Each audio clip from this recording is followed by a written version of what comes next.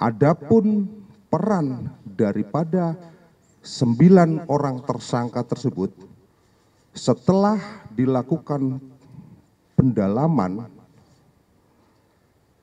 ada beberapa peran, diantaranya 2 orang berperan sebagai sponsor, kemudian 5 orang berperan sebagai perekrut ataupun penampung, dan 2 orang berperan selaku orang yang memalsukan identitas. Ya, ini terkait dengan kasus tindak pidana perdagangan orang, yaitu dengan modus operandi mail order bread ataupun pengantin pesanan, yaitu dengan cara mengambil keuntungan melalui pernikahan dengan cara menyediakan pengantin wanita warga negara Indonesia kepada warga negara Cina, di mana calon pengantin wanita asal Indonesia tersebut ditampung di suatu tempat di Semarang pada awalnya. Dari kejadian tersebut, yang semula ditampung di Semarang kemudian digeser oleh para pelaku di wilayah Pejaten dan di wilayah Cengkareng. Sehingga ketika personil dari Subdit Renakta mendapatkan informasi dan melakukan pendalaman untuk penyelidikan, didapatkan informasi di suatu tempat di wilayah Pejaten dan di Cengkareng, sehingga dilakukan penindakan terhadap 2 TKP. Dari penindakan terhadap 2 TKP tersebut, berhasil diamankan sebanyak 4 orang warga negara Indonesia, khususnya dengan jenis kelamin wanita, di mana salah satunya masih di bawah umur. Perlu kami sampaikan bahwa para korban ini berasal dari Jawa Barat dan Kalimantan Barat.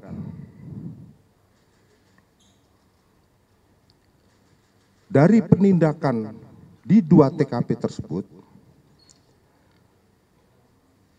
Subdit Renakta berhasil mengamankan tersangka sebanyak 9 orang.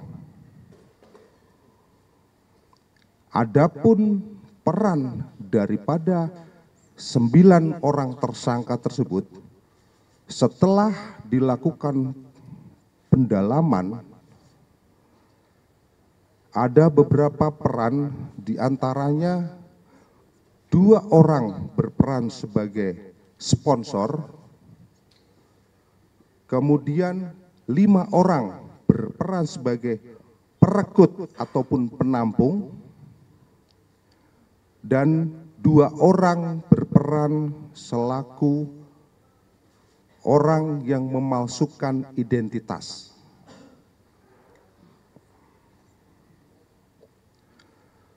Rekan-rekan sekalian, dari hasil penyidikan, modus operandi daripada para pelaku ini yaitu dengan cara mengikat korban, artinya mengikat itu supaya korban ini tertarik, ini dengan mengikat dengan perjanjian, dengan bahasa asing, sehingga korban banyak yang tidak mengetahui. Dan perjanjian ini mengikat korban sebagai sponsor yang mencari dan menampung pria asing untuk dinikahkan dengan warga negara Indonesia.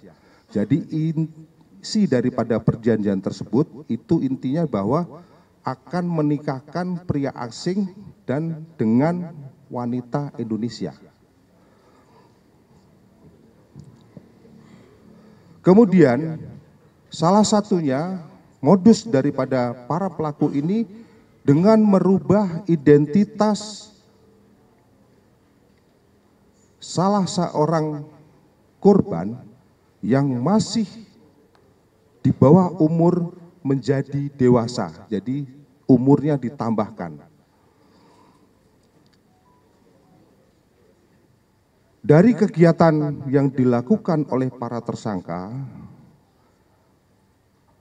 mereka mendapatkan keuntungan antara 35 juta rupiah sampai dengan 150 juta rupiah per orang. Jadi bervariatif nilainya. Rekan-rekan sekalian, dari serangkaian hasil penyidikan yang dilakukan, tim penyidik berhasil melakukan penyitaan terhadap barang bukti berupa paspor, kemudian handphone, KTP, foto pernikahan, kemudian surat keterangan belum nikah, surat perjanjian berstempel PT, permohonan visa, dan perhiasan berupa emas dengan total 75 gram. Dari pelaksanaan proses penyidikan yang telah kami laksanakan terhadap para tersangka, kami persangkakan dengan pasal 4 dan atau pasal 6 Junto pasal 10 Undang-Undang Nomor 21 Tahun 2007 tentang tindak pidana perdagangan orang dengan ancaman pidana maksimal selama 15 tahun. Pada kesempatan yang baik ini, kami dari jajaran Polda Metro Jaya menghimbau kepada seluruh masyarakat Indonesia, terutama atau terkhusus kepada wanita ataupun kaum perempuan, agar tidak mudah untuk terbujuk dengan modus serupa berupa pernikahan pesanan dengan warga negara asing. Besar harapan kami apabila masyarakat mendapatkan informasi sekecil apapun terkait kegiatan yang terjadi, agar bisa memberikan informasi kepada pihak kepolisian.